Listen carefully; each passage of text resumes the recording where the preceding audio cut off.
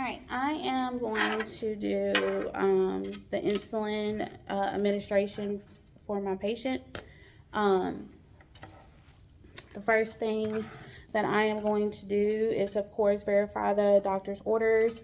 I am going to identify my patient, Marv, with the doctor's orders. And then I will, of course, perform hand hygiene with my sanitizer. Once I get that applied, I will get my gloves on.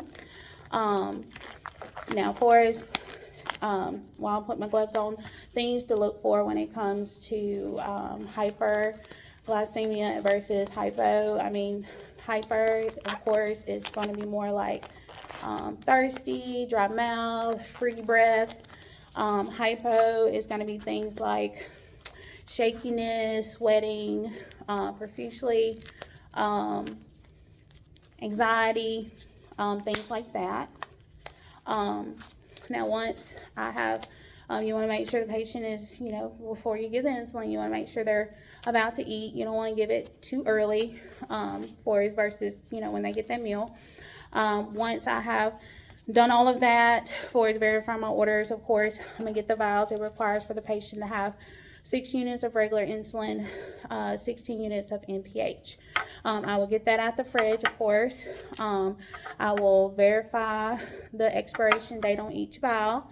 I will, of course, rotate my NPH because it is cloudy and sometimes the particles can sit at the bottom. So once I have that done, I will get my alcohol. I'll also make sure, since we're going to say these are not new, they have the date of when they were open and it's within the 30 days of being open.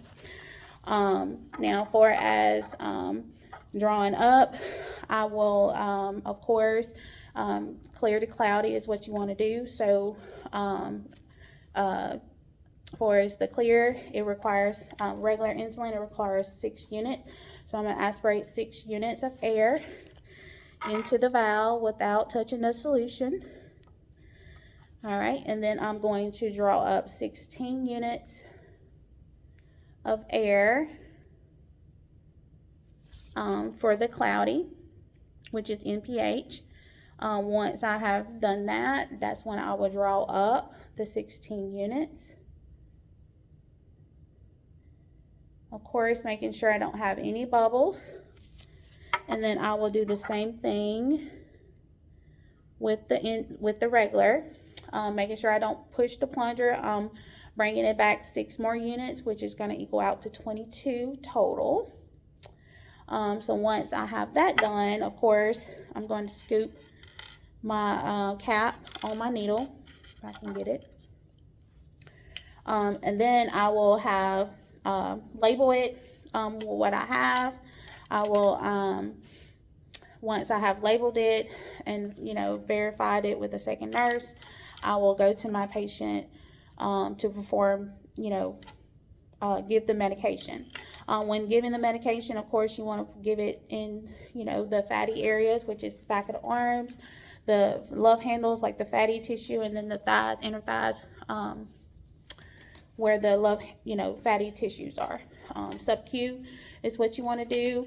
You explain, what you're going to do to the patient, of course. Let them know, okay, your insulin was high, which was 252. It requires you to get 6 units of regular insulin. NPH is 16, so we're going to give it together. And 22 units total is what you're going to receive. Once I've done that, I will open up my alcohol. Ask the patient what site he wants me to use. He wants me to use the back of his arm. So I will get the site, of course, and clean the site in a circular motion. While that is drying, for his giving the medication, it depends on, how big your patient is. So, since he won't sit in the back of the arm and this patient is not really big, we're going to say pinch it about 1 inch. Once I pinch it 1 inch, of course, I will give the medicine at a 45-degree angle. Once I give the medicine into the 45-degree angle, of course, I'm going to give the medication.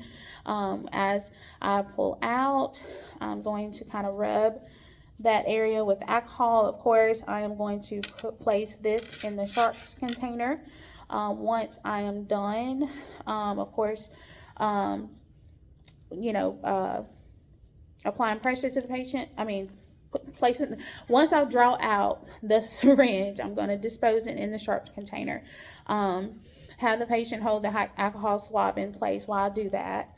And then I will basically clean up my, you know, station and everything, remove my gloves, wash my hands, and then I will document.